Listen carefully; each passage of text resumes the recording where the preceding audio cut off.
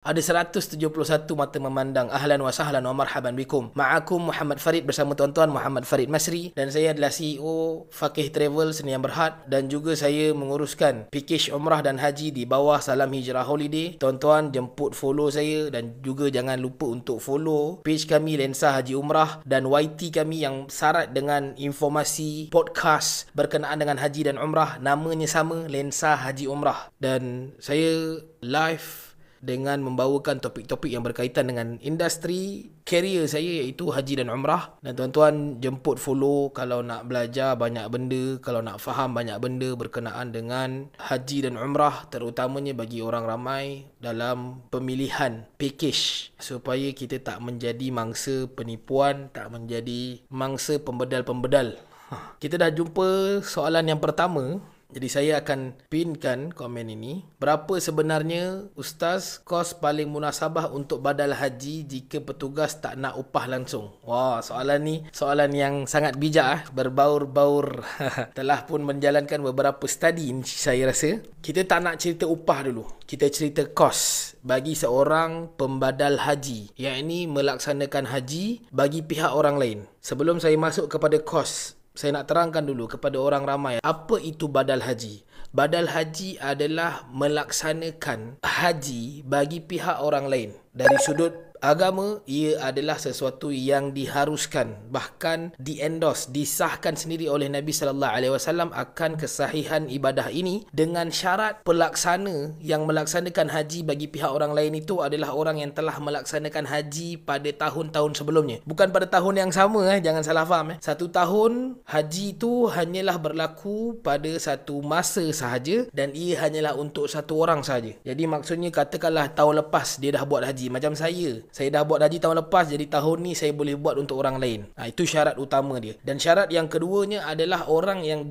dilaksanakan haji untuknya adalah orang yang telah meninggal dunia ataupun telah disahkan oleh secara medical dia itu tak mampu melaksanakan haji. Bukan sebab duit tapi secara medical. Maksudnya dia memang tak boleh nak dibawa datang ke sana, tak boleh nak melaksanakan rukun-rukun haji. Jadi inilah dia dua syarat utama untuk badal haji. Badal haji adalah satu ruang di mana satu orang dapat membantu orang lain melaksanakan haji bagi pihak orang tersebut, sama ada orang tu dah meninggal dunia ataupun orang itu memang disahkan oleh doktor untuk tak boleh nak buat haji. Namun ruang membantu orang lain ini seringkali disalahgunakan, di mana ibadah ini adalah ibadah yang tak ada orang boleh follow. Kalau saya buatkan untuk satu orang, tak ada waris yang boleh datang hanya untuk tengok. Tak ada waris yang boleh follow live all the time, kerana adalah sangat mustahil. Ada banyak kekangan, ada banyak halangan, ada banyak cabaran untuk satu orang itu dia mengemaskini ataupun membawakan berita-berita secara terus kepada waris-waris yang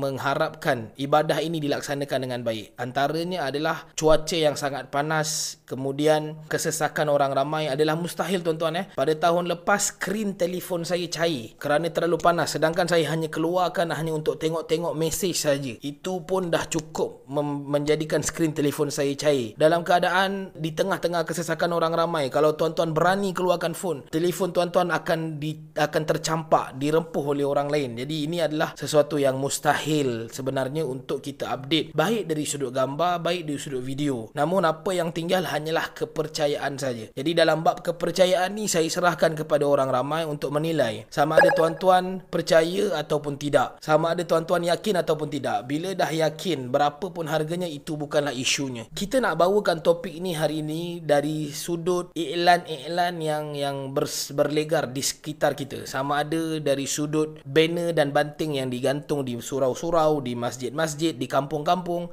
ataupun iklan-iklan yang dikeluarkan melalui laman sosial, media sosial. Jadi inilah yang kita lihat hari ini. Adanya orang yang menawarkan khidmat badal haji serendah RM2,000, RM1,800, RM3,000, RM4,000. Jadi adakah ia dari sudut harga bertepatan ataupun bersesuaian dengan pelaksanaan haji itu sendiri? Sebelum saya masuk lebih detail dalam bab kos, tuan-tuan perlu faham, kos untuk seseorang itu melaksanakan umrah pada bulan-bulan biasa adalah sekitar RM6,000 ke RM12,000, bergantung kepada hotel yang mereka pilih. Saya bawakan kos umrah kerana saya nak fahamkan tuan-tuan, harga hotel pada musim haji adalah lebih mahal daripada harga hotel pada musim umrah. So kalau umrah saja RM6,000, maka hotel pada musim haji saja tentu sekali lebih mahal daripada itu. Okey, umrah RM6,000 tu sebab termasuk dengan tiket RM4,000. Kita keluarkan tiket RM4,000, tinggallah RM2,000 untuk urusan umrah selama 10 hari. So kita ambil apple to apple dari sudut perbandingan haji dan umrah. So kita katakan haji mengambil tempoh yang sama juga 10 hari untuk dilaksanakan. Seorang pelaksana haji dia tidak berangkat ke Madinah. Dia hanya berurusan di Makkah dan dia itu orang Makkah. Contohnya dia memang penduduk Makkah. Jadi dia ambil kos untuk berada 10 hari di Makkah itu semisal RM2,000. Kita ambil harga samalah dengan harga umrah tadi. Walaupun kita tahu, saya dah bagi tahu, harga haji lebih mahal daripada harga umrah dari sudut hotel. Tak apa, kita ambil lah RM6,000 tadi, tolak RM4,000 tiket, RM2,000 duit umrah, duit ground, hotel, makan. Maka kita ambil lah kos yang sama untuk haji, RM2,000. Perlu diketahui bahawa untuk seseorang ahli Makkah yang berniaga di Makkah, yang bekerja di Makkah,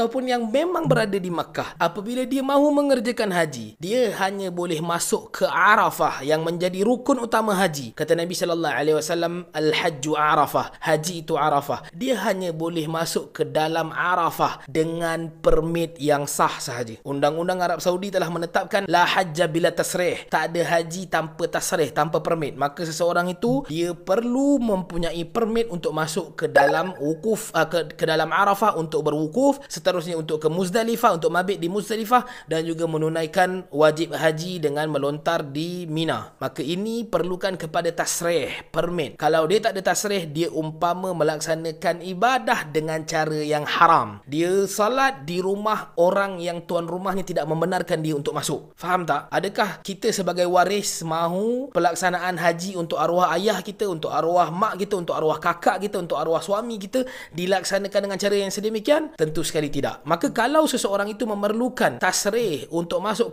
ke Arafah, dia itu perlu membayar sekurang-kurangnya RM4,500. So RM4,500 bersamaan dengan RM6,000. Campur dengan RM2,000 kos ground yang saya ambil daripada harga umrah tadi, maka menjadilah jumlahnya sekitar RM8,000. Ini haji tanpa upah. Jelas tak? Dia ada dua benda yang perlu diteliti kat sini. Yang pertamanya harga, yang keduanya kepercayaan. Kalau tuan-tuan tak kenal dengan orang yang buat, tuan-tuan tak yakin dengan orang yang buat, saya sarankan untuk tidak pergi kepada orang itu. Jangan risau tuan-tuan, tak buat badal haji ni tak berdosa pun. Dia bukan wajib. Kalau tak ada kekuatan dari sudut keyakinan, kepercayaan, maka jangan. Sama juga macam kalau tuan-tuan minta saya buat. Kalau tuan-tuan tak yakin dengan saya, tak payah. Walaupun saya offer kepada tuan-tuan RM1,000, jangan. It's not about duit. Duit tu nombor dua.